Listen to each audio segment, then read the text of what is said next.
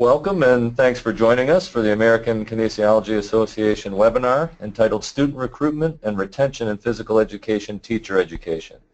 The webinar will be presented by Dr. Sean Bolger, Dr. Emily Jones, and Ms. Lindsay Augustine from West Virginia University, and I will provide a bit more information about them momentarily.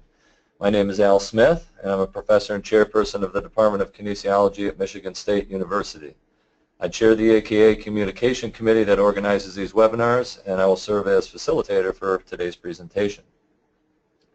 The webinar is scheduled for 1 hour and will be recorded and available for playback. By the end of the day tomorrow, you can expect an email from us containing the link to the recording. The link will also be available on the AKA website. Go to Events and Services and then select AKA Webinars.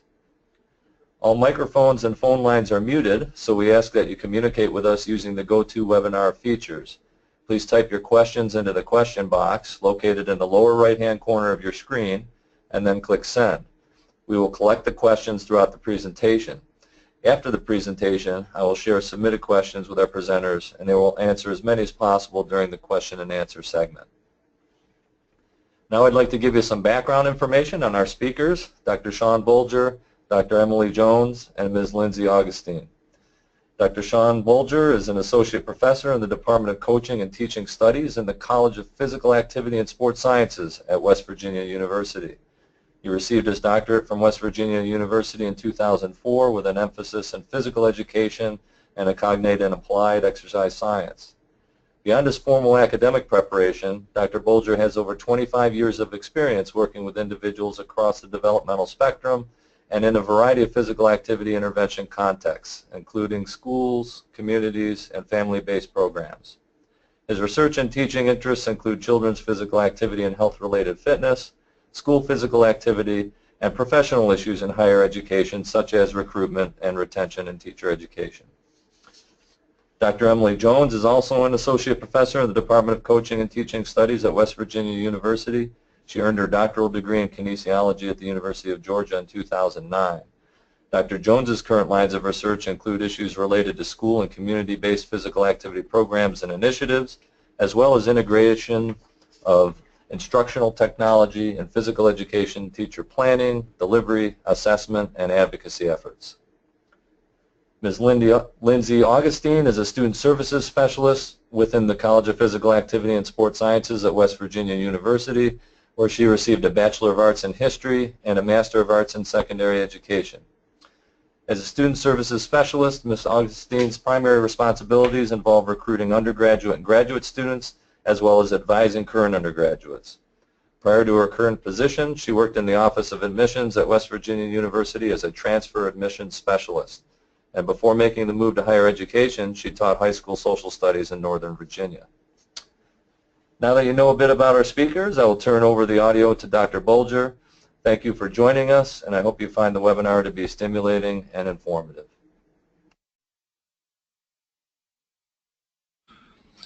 For starters, we appreciate you taking time out of your busy schedules this afternoon to join us. We'd also like to extend our sincere thanks to the American Kinesiology Association for hosting this conversation about what has become an increasingly important topic at many of our colleges and universities.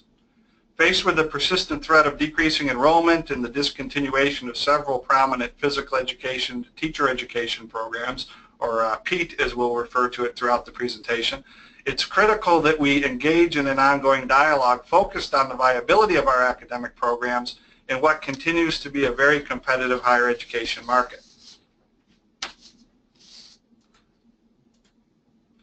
For the purpose of today's presentation, we intend to focus on three main points. First, taking a critical look at our degree programs to identify the unique facilitators and deterrents to student recruitment and retention. Second, considering or reconsidering the strategies used for program branding and marketing. And third, our best recommendations for meaningfully engaging prospective students and their families in their recruitment process. So those are our intended outcomes, which might not be specific, measurable, attainable, relevant, or time-bound, but we're going to go with them anyway. Lindsay's point was that it's far too late in the semester for rigor, so here we go.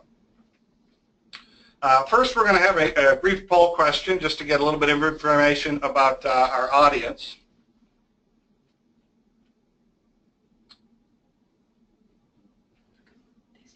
Okay, so the poll is open, and the question relates to what is your primary motive for participating in the webinar today. So let's take a few seconds to respond using the response options provided.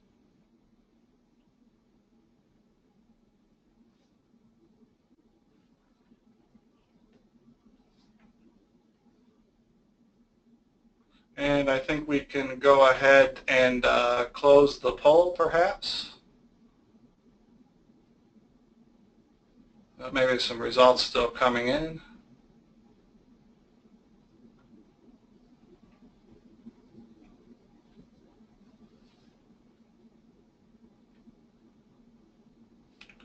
And sharing the poll results there. Could you make that a little bit bigger, Lindsay?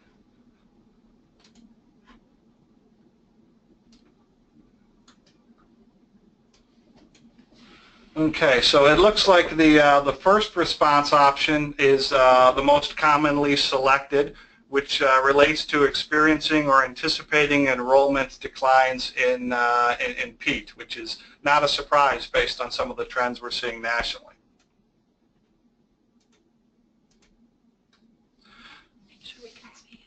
So the practical application of many of the ideas talked about this afternoon will vary based on institutional classification and setting. Given that constraint, it might be helpful to share some information about our PEAT program here at West Virginia University as a general backdrop for the idea sharing that follows. Up until recently, our PEAT faculty spent its time merely engaged in the more traditional academic pursuits represented on this slide, including research in the schools, grant writing, teaching, graduate advising, service at different levels, and on some afternoons staring out our office windows absent-mindedly, which is what you see there in the lower left-hand corner of your slides.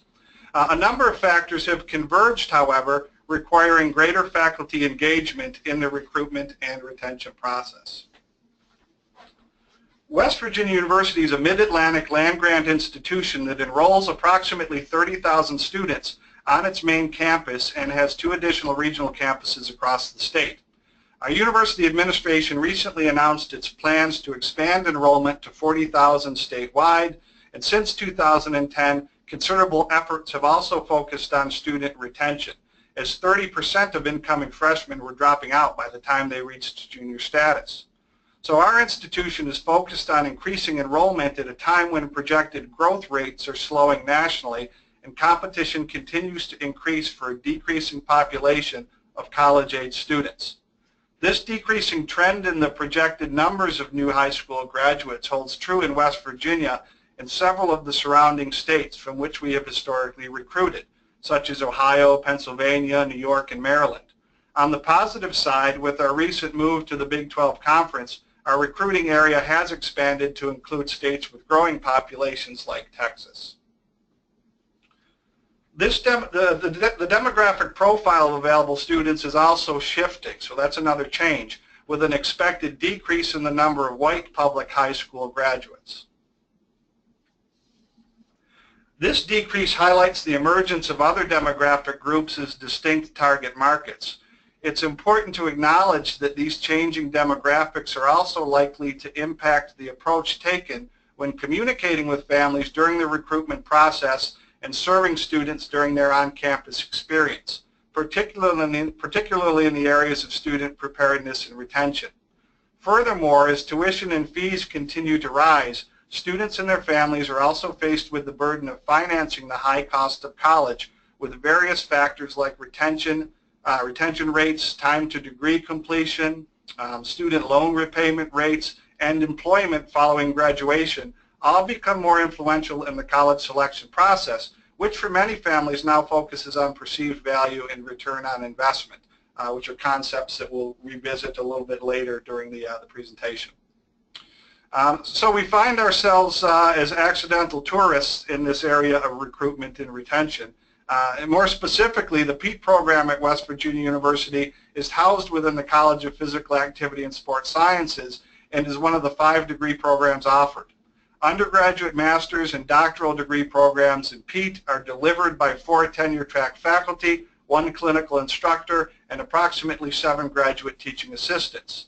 Historically, our program admitted 2 full cohorts of undergraduates per year and enjoyed healthy enrollments in all of our graduate programs.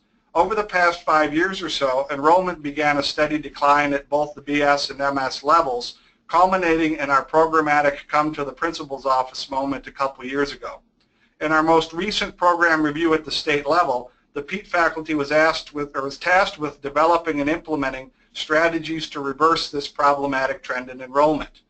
Faced with this unexpected danger to our program's long-term viability, which really in retrospect should have been as obvious as the dangers inherent to climbing on the guard railings at Niagara Falls to snap a selfie, which is what you're seeing on the slide, we did what any self-respecting academics would do. We wrote a couple papers with catchy titles, which now makes us experts and presenters for today's webinar, so good for us. In all seriousness though, that process of researching and writing those papers was very helpful in that it prompted us to look critically at our PETE program and the related recruitment and retention efforts, or lack thereof. Many of the ideas shared in today's presentation represent an extension of the key concepts first introduced in those manuscripts, and we have those citations listed on the slide if you're interested in taking a closer look. Now, Dr. Jones has indicated that her H-index is lagging, so please feel free to reference those papers generously as well. She'd greatly appreciate that. So one of the recommendations that we have for you is based on our research and experience, and that is to take an honest and critical look at your degree programs from several different perspectives. First, the career-long professional development needs of physical educators. It's a pretty important lens when we talk about program viability. In other words, what's the best way to structure our degree programs to facilitate lifelong learning and relationship building with our students? For instance, we were the first program on campus to submit and receive approval to offer an accelerated BS to MS program under a new policy implemented by our Office of Graduate Studies. The ABM degree option allows highly qualified undergraduate students to begin taking graduate courses early. The sharing of a limited number of courses across degree programs and ultimately decrease time to degree completion. In our initial offering of the ABM program, we met our target of 5 admitted students and expect that this degree option will attract even greater interest during future undergraduate recruitment cycles. The second perspective that we would encourage folks to consider is the cost of our degree programs from the perspectives of both students and college administrators. For example, through the years, our undergraduate program, which results in teaching certification in physical education, pre-K through adult, and health education grades 5 through 12, drifted upwards to 144 credits, including the added expense of 1 summer on campus prior to student teaching. The related financial implications for students is pretty self-evident. However, the faculty resources required to deliver the curriculum also put us on the radar of administrators in both our college and the School of Public Health, which houses the school health program. Following a period of negotiation, we were able to reduce the required number of hours to the university minimum of 120 credits, a much easier number for prospective students and their parents to digest. This modification also freed enough curricular space for our majors to pursue an academic minor in a related area of interest, and we have some pretty engaging ones, like sport coaching, personal training, group exercise leadership, adventure sports, strength and conditioning, aquatics facility management as well. Similar steps were taken to reduce our blended MS program from 37 credits to 30 credits, including reduced time on campus. The third perspective that we'd like to share is making a more significant the need for making a more significant investment in recruitment and retention. Our college was a relatively late adopter in terms of hiring its own recruitment specialist, but that investment was made, and you'll hear from her in just a bit. However, we are a bit more ahead of the curve in the equally important area of student retention. Our college's academic advising unit was recently renamed the Office of Student Success to represent a more innovative orientation.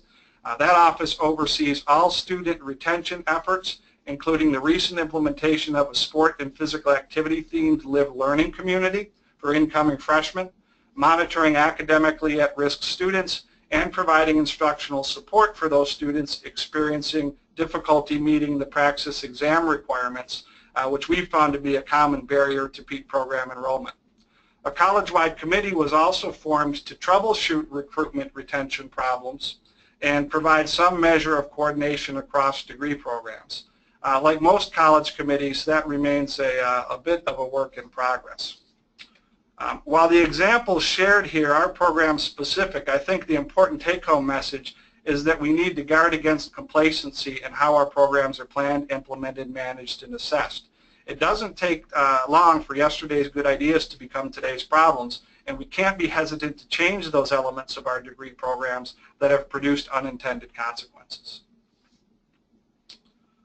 Another important recommendation is to take the time to get organized by outlining your recruitment process at an early point, including the various phases, tasks, resources needed, and persons responsible.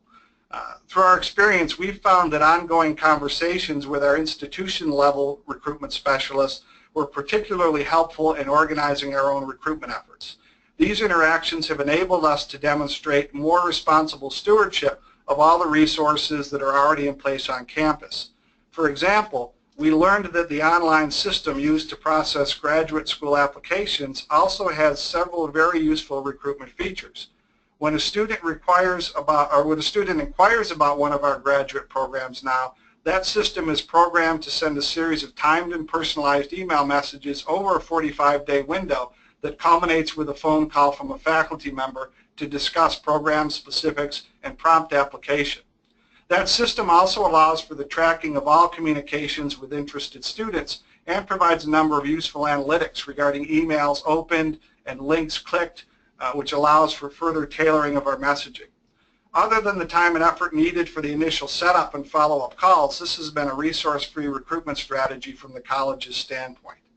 The table embedded on this slide offers a summary of what an annual recruitment plan might look like, including 3 phases: recruitment, admission, and onboarding. While somewhat generic, it provides some ideas about several of the key tasks and their associated timing. While I don't expect that there is any one correct format for this type of process, it is advisable to incorporate metric-driven process and product evaluations as a basis for continual program improvement.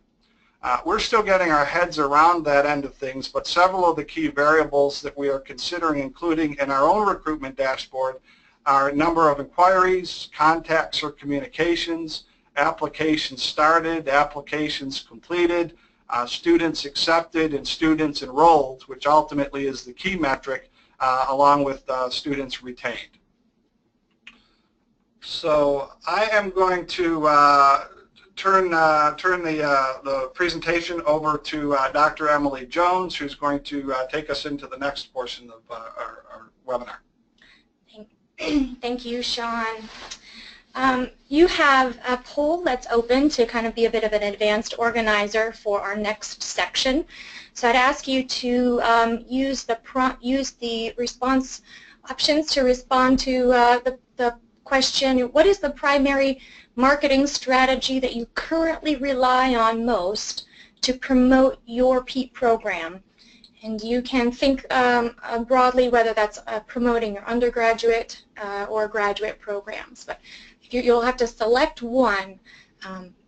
So we'll take some time to reflect and share.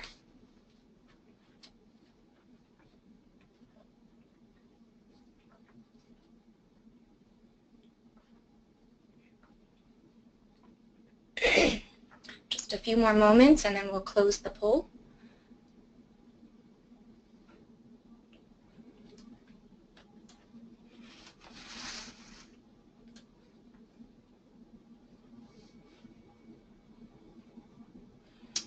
Okay, so the poll is closed, so let's take a look at our results. It appears as though most of us, again, are relying pretty heavily on printed promotional materials, which tends to be effective, but a more traditional mode. And then maybe not surprising, the next highest amount of people are kind of unsure. And don't be alarmed if that's you, because really that is where the majority of us fall.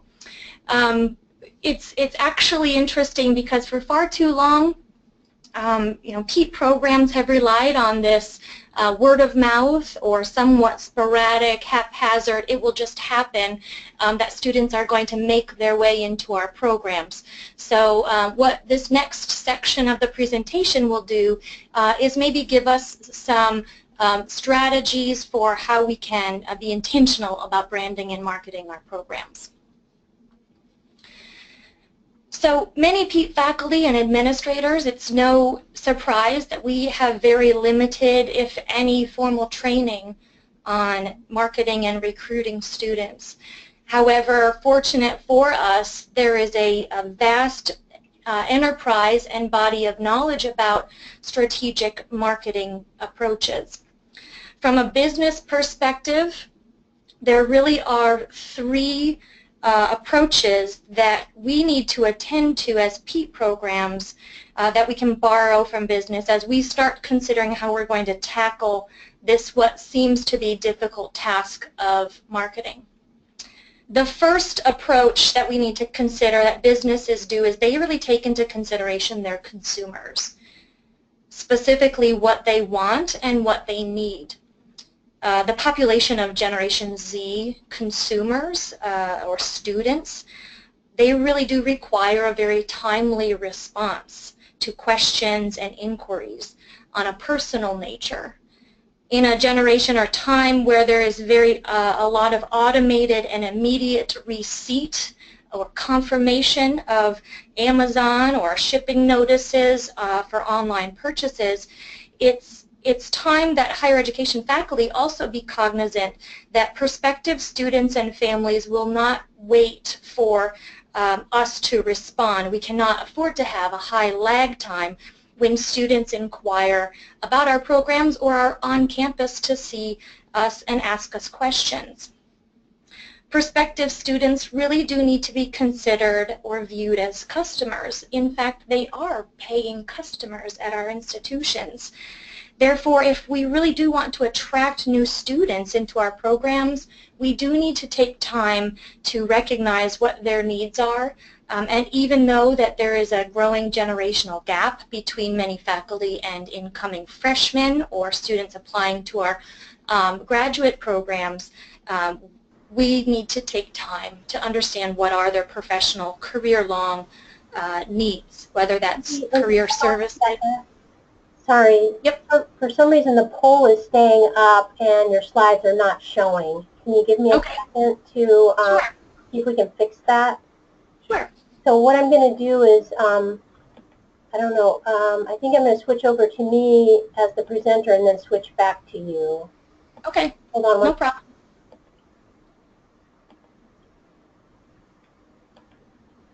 Okay, can you bring your slides back up again? Yep. Okay, there we go. And we're going to skip the last poll. It disappeared. Oh. Okay. Okay. Sure. No problem. Sorry. Thank you, Kim, for resolving that. I'm sorry. So the second thing to consider once we recognize who our customers are is to understand your competition. From a business mindset, which many of us, again, aren't trained in, businesses that are going to remain viable and long-term do take into consideration their market value, and in doing so, evaluate their competitors. In this case, as interesting as this is, many of us on this webinar are vying for a same or similar pool of applicants into our departments of kinesiology, schools of physical education, colleges that focus on preparing physical education teachers or teacher educators. But it is important for us to seek to understand what services are provided at other institutions, not as a way to necessarily make a sale, but to help us to understand what is being provided or offered to students at different locations, whether that's student services, housing options, unique program features. Maybe there's some programs that really have an interesting international travel requirement or experience, or even financial aid and support packages. So take some time within your state or your region to recognize what others in your area are providing to potential applicants, and if your numbers are declining, why might somebody be selecting a different institution? The last approach that we're borrowing from business is to think about the use of inclusive and integrated tactics. In other words, businesses now are looking for unique and different ways to catch the attention of either already interested or maybe strangers, if you would, to their programs. You probably have many emails in your inbox that come from different businesses that maybe you didn't even know you were interested in, and those integrated approaches put the company's logo, their slogan, their names, and their value in front of prospective customers in more non-traditional ways. From the standpoint of higher education, we might consider this as looking at ways that we are going to be more strategic about utilizing collaborative efforts between faculty and your recruitment staff, utilizing students to help recruit and attract others within their region or area. And when you think about businesses, they're starting to do things kind of like the old smoke in the sky with the airplanes. They're doing different things like putting wrapping cars with their business slogans, or putting floor clings with their logos, or even placing their logos in places where individuals that they want to attract might spend their waking hours. Now, there's something to be said about using business tactics, but in looking at what business sector does can be somewhat advantageous and also work against us when we're thinking about higher ed, because frankly, the more we looked into it, there is a difference between goods-based marketing and with service-based marketing. From the standpoint of goods-based, real quickly, are things on the left there are tangible. Soda, cosmetics, products that you can buy off of a shelf. Goods-based marketers can highly market the quality of their products because of the standardization of their quality. People get what they pay for, and there aren't any surprises. I can buy a Coca-Cola off of a shelf in most states in the United States, and it will taste the same. And businesses that market goods can really focus on the features of the tool, device, or product that somebody can have in their hands. Whereas services like education or consulting or even vacation rentals are more intangible. They cannot be touched, seen, or held, and the quality tends to be highly variable. In some instances, students or prospective candidates, when they interact with you as a faculty member or a recruiter, may be very pleased with their experience, but may run into problems if housing or financial aid is less helpful or less attentive to their needs. So the quality can be highly variable. Therefore, we need to really think about marketing the experiences and the benefits of what your learners are going to have if they come within your program. When we think about marketing education, we'll focus on here the idea of relationship marketing, which when you think about marketing services, the students are going to be needing to build this rapport and relationship with the institution or the program. This requires an investment in relationship building, intentionality in the types of experiences and messaging that prospective customer would have. They need to perceive the individuals to have expertise, empathy, likability, and effective communication. We also have to think about designing and controlling what the students will perceive as their experiences. So if we tell them that their experience within the PEAT program is going to have early field placements and high placement rates after graduation, customers can build trust when those experiences then are followed through with, or lack of trust. And then fostering this long-term relationship. Many of us said that we rely on word of mouth, and that is a fantastic thing. But when we think about programs, maybe we need to consider thinking not only about more customers, but the long term and how students can continue to come back to our institution to get their long-term professional needs. So we're going to share some examples of what we have done to strategically market and brand our program. Because once we recognized, as Sean mentioned, that we needed to maybe do something different within our program, what we had to do then is determine what's going to set us apart from our competitors. What were our signature features and the experiences that the learners would have, and then we committed to this notion of consistency and look and feel, the messaging, and then made sure that there was call to actions.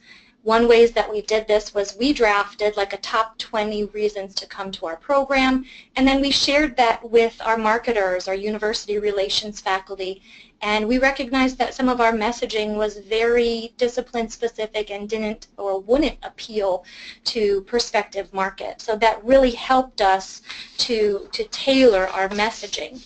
When we use integrated marketing approaches, we want to do so across different modalities. So one example here is some print pieces. Many of you utilize these. Our friends at Northern Colorado have provided us with a sample of their promotional piece that is really interesting because they've focused on a primary unique feature of CSPAP that is inherent within their program, and that would, once completing their program, the benefits of completers is that they would then be able to transition into a unique role within the school setting.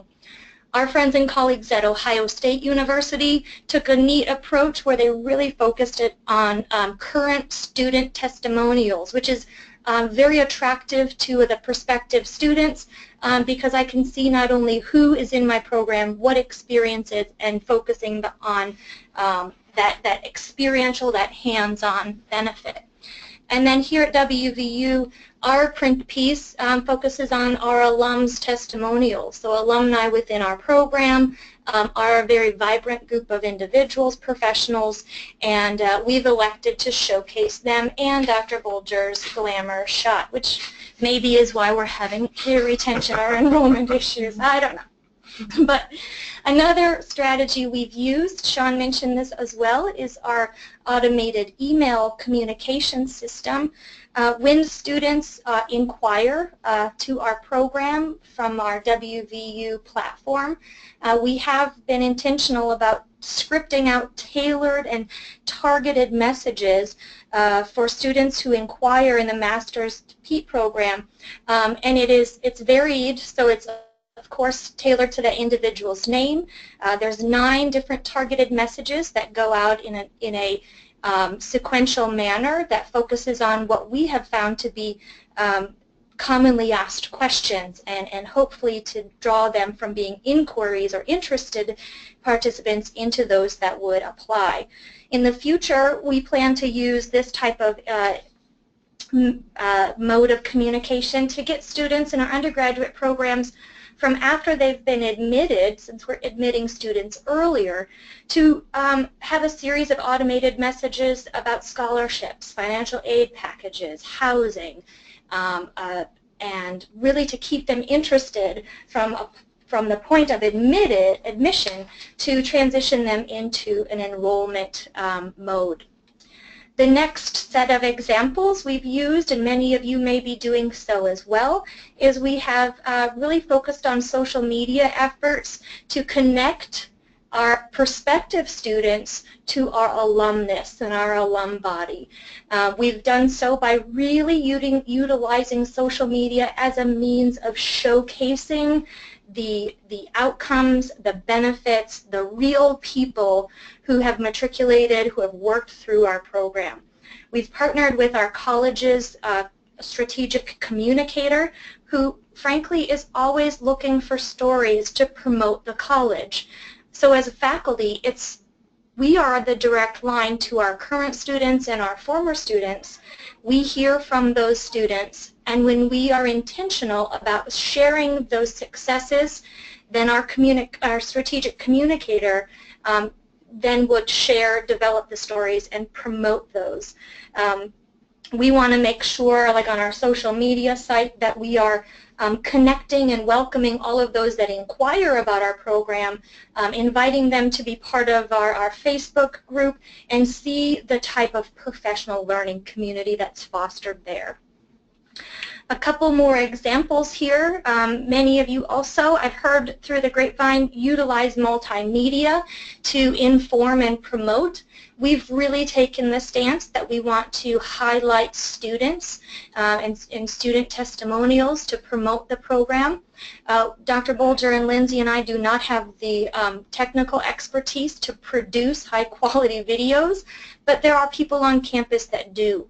We've partnered with our Teaching and Learning Commons and our WVU Online platforms to do high-quality productions of our students as they have been on campus to share about their experiences. We do informational webinars, or what we've called as virtual information sessions for those that have inquired about our program. That's hosted through our the WVU Online platform, similar to how AKA has hosted this fantastic webinar, and they push and promote that out to inquiries across the institution. And then as a way to put a face to a name, of course, for those that do get admitted, we make sure that they are ready to enter the program and feel supported to be successful once they get on campus or enroll within the program. This new one that Sean had mentioned is phone calls and emails to add a personal touch. Advisement from our university relations folks and those that work on recruiting and retention have talked about the value of an individual phone call.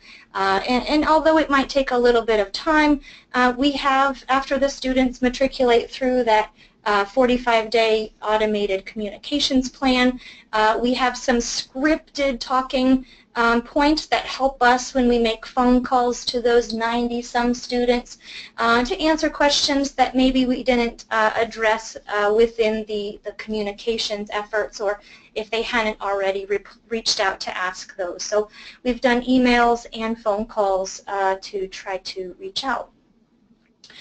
Once we have all of these fantastic pieces, these integrated and inclusive pieces developed, I can't stress enough about the need to be strategic. We've talked about this idea of a communications or a comm plan, and really we're looking at short and long-term strategies to interact with students that have inquired, students that have been admitted, enrolled students, and then even alums, connecting back to those that have moved through the program. What you see here on the right is a sample comm plan for our inquiries. This is the number of interactions or touches that students who inquire about the program would have, the subject line, who's responsible, and that pipeline is what Sean had mentioned, is that automated system. So it's really neat to see that you can lay this out in a very sophisticated manner with a system you have it on campus, or with maybe a less sophisticated system that you have already at your disposal.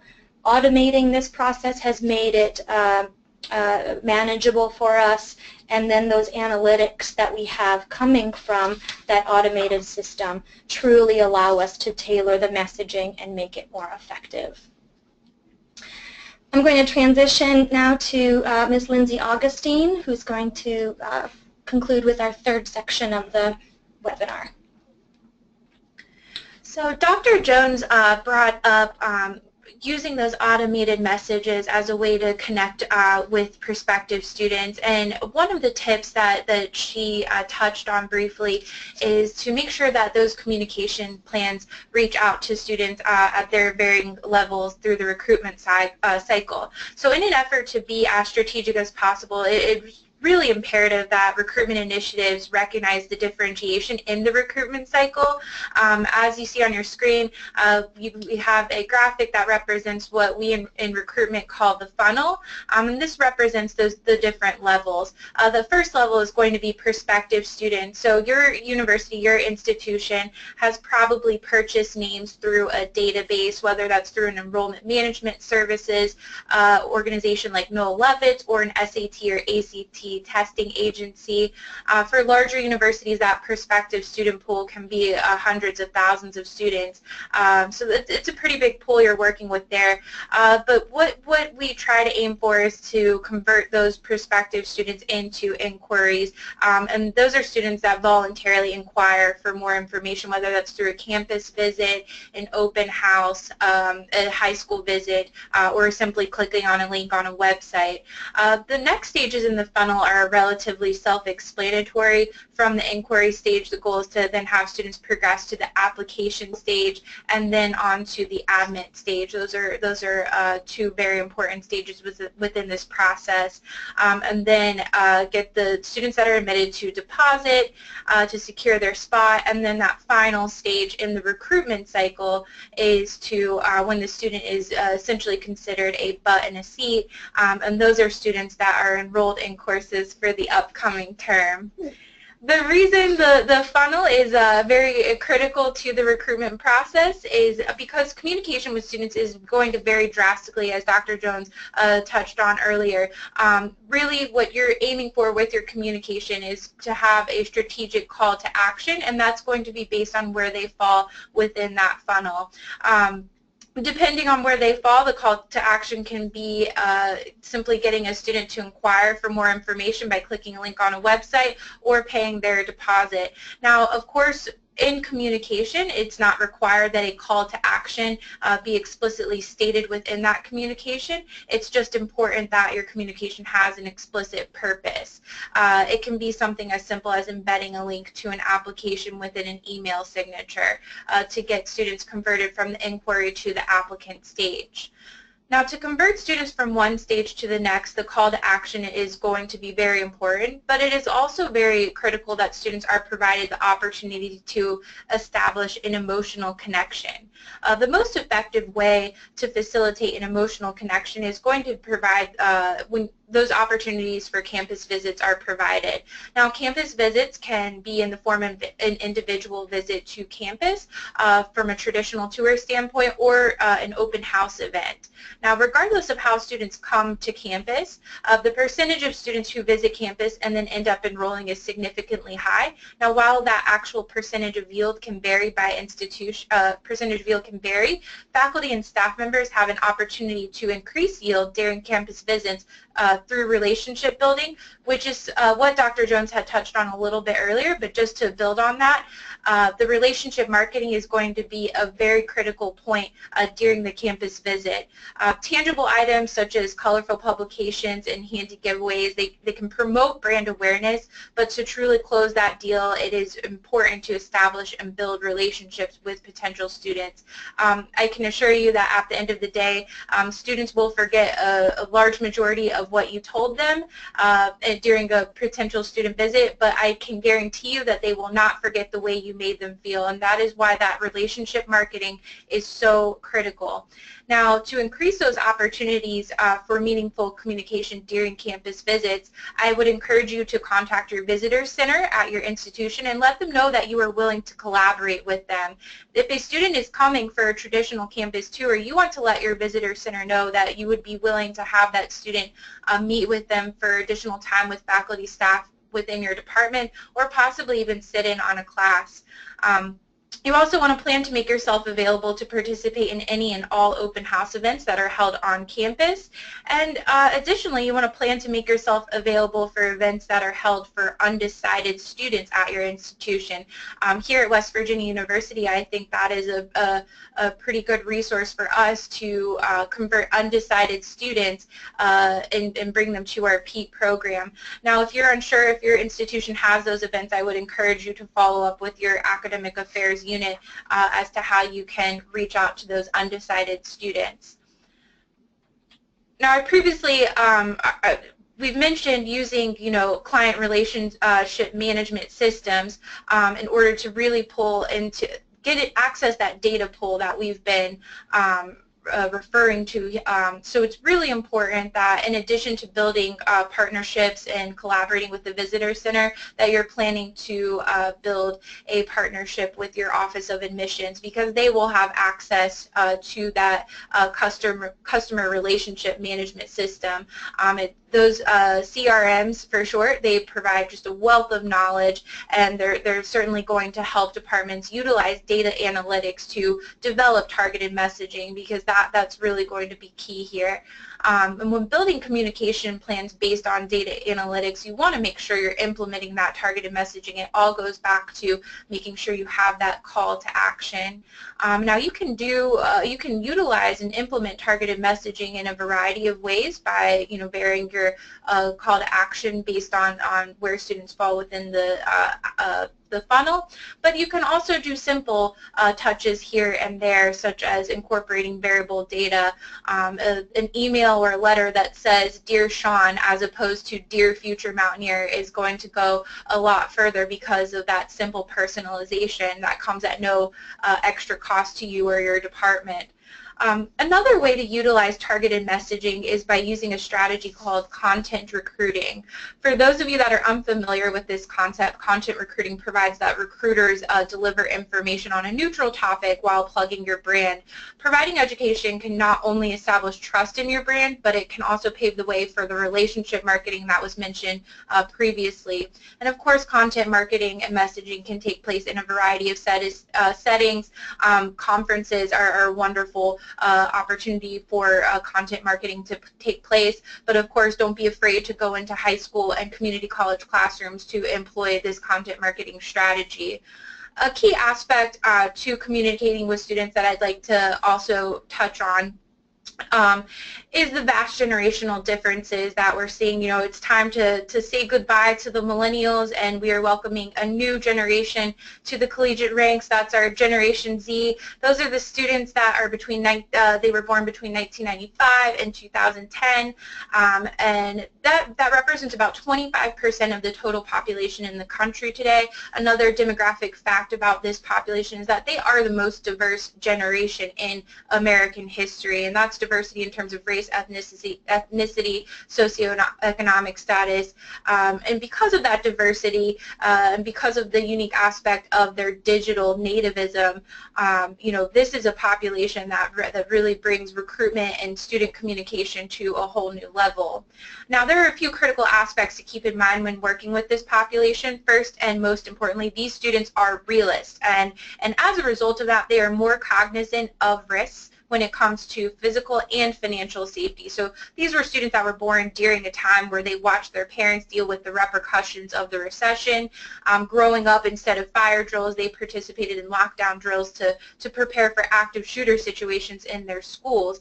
So generally what we're seeing as a result of this upbringing is that they're just taking much less risks than previous generations. And this is important to you because these behavioral patterns, students want to know that they will fit in on a campus, but they also want to make sure that the benefits of a college degree are going to far outweigh the costs financially.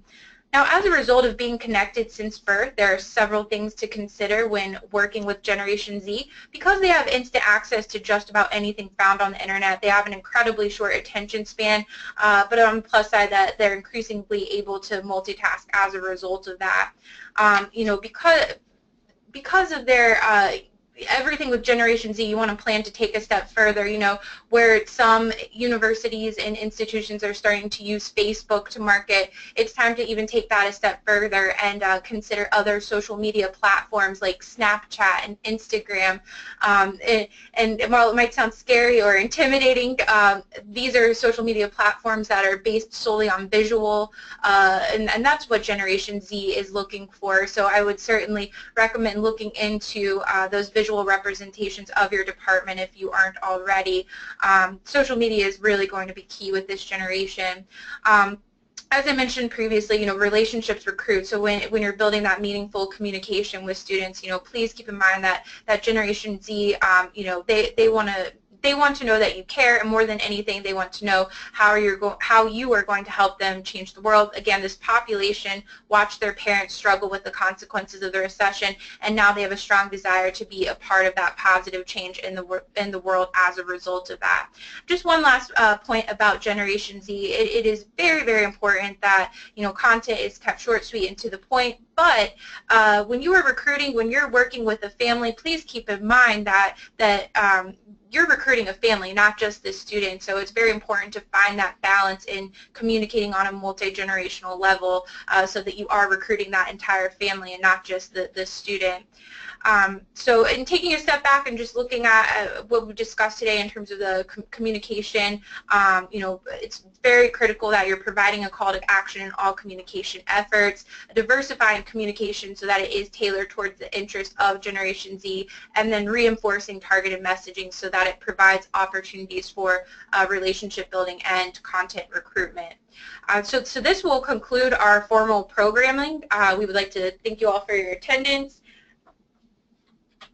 It looks like we have some time for questions, and we'd be happy to take a couple of those right now. Great, thank you very much. We have had several questions come in, and we'll try to address as many as possible prior to our noon stop time. And the first is just a pretty straightforward one, but we've had a few folks ask about the particular email service provider that you use for the automated campaigns. Is there a name for that? Yeah, so our undergraduate and our graduate use two separate platforms. Our undergraduate uses something called a CRM called TargetX. It's a very powerful tool. I would strongly recommend that you look into that as a university. And then graduate uses something called Hobson's. So there are two different platforms that we use. Both are very powerful and very useful in terms of recruitment. The TargetX that Lindsay mentioned is based on a platform called Salesforce, which is a business CRM that is something that is a consumer-based product, so you don't have to be a large university to look into something like Salesforce. TargetX tends to be focusing on higher education and university-level recruitment. Yeah, and just one other comment related to that.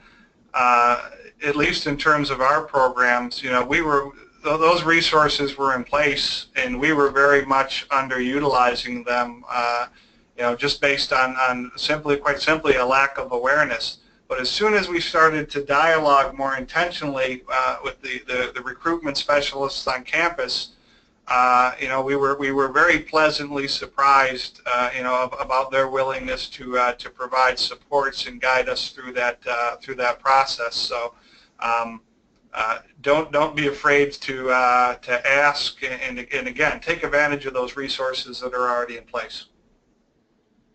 Thanks very much. Another question that came in was specific to targeted messaging. The attendee said that reference was made to this frequently, but wondered if maybe you could give an example, and perhaps I'd add to that.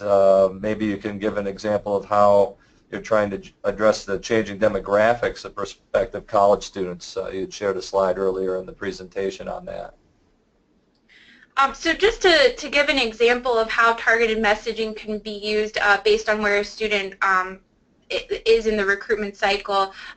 When a student, what you can do is pull a report of your data of the students that are inquiries at that time, and then you can narrow it down by state. So that might be one example where you could narrow down the data by demographic, by geographic region, and then send them a message based exactly on what you're hoping to, goes back to that call to action. So if you're wanting them to come visit campus, you send that specific message to that population that's within a close geographic proximity. That would be one example. Again, that's one where you would have to collaborate with your Office of Admissions to pull that data, but that is one example where you could utilize that targeted messaging. Another example of targeted messaging, we recruit a lot of in-service teachers into our master's program, and none of us on faculty are currently in-service teachers. But our target market is that. So we actually invited some current teachers to write a letter, basically a brief email that spoke from her perspective as to how the program is being, how it's impacted what she's doing, and she could just speak to such a different level that was tailored to that demographic, that group of people who we were looking to message to. Thank you. And then another question pertains to what parents and prospective students might be asking you regarding the physical education marketplace. So it's one thing to sell your own program, but also I suspect you're having to speak to the physical education profession itself. Yes, I mean that's and one of Lindsay's concluding points there was really your marketing and recruiting the family, and you need to be able to talk about your program with respect to the benefits for the students and not just the signature features of the program. So I mean we will get quite a few questions relative to licensure process, and at West Virginia University we attract a lot of students from surrounding states. So it's not just the licensure requirements within West Virginia, but how does that translate, for example, if the student wants to return to Maryland or New Jersey? So there are questions relative to that. Quite often there's a lot of questions related to what types of field placements or clinical experiences or practical experiences are students going to be able to get. So that's a case where those types of questions or inquiries have also influenced some of the decisions that we've made from a curriculum standpoint. A lot of times students or families will want to know where is there space within the curriculum to do something else, right? So not just courses in physical education, but can they do a minor in another area? Can they study dance? Can they study personal training, which might be a side interest? And we need to be able to provide that information, also to be able to differentiate clearly the difference between a degree in physical education and a degree in sport management and a degree in exercise physiology, because while we understand those differences as academics, sometimes that's a little bit lost on families who might be less familiar with the discipline. They often ask about cost benefit as well. So if I'm going to invest in a 4-year degree with a certification, what might be that initial starting salary for my child, and placement rates as well. And so we've had to go, oh, we need to get that data.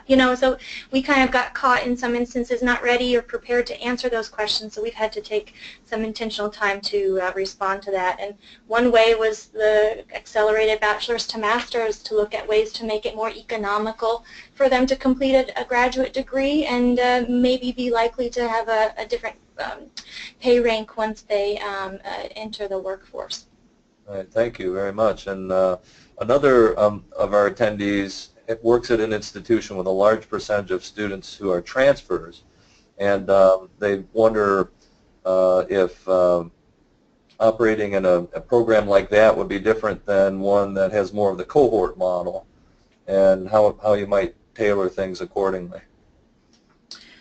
So in working with transfer students, there's a very delicate that's a very delicate population because they're bringing in so many credits, and it's hard in a education program to have all of those credits transfer. And with our program specifically, it's very lock and step. So when transfer students come in, I think the best recruitment strategy with them is just transparency and honesty.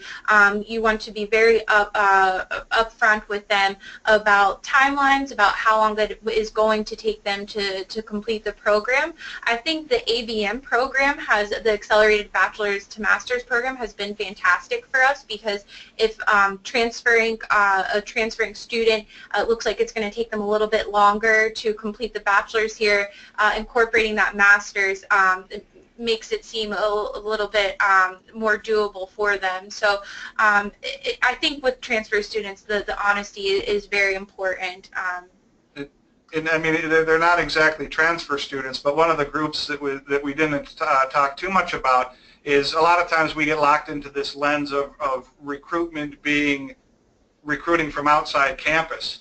But a real significant target market for us are the students who come in as freshmen who are undeclared.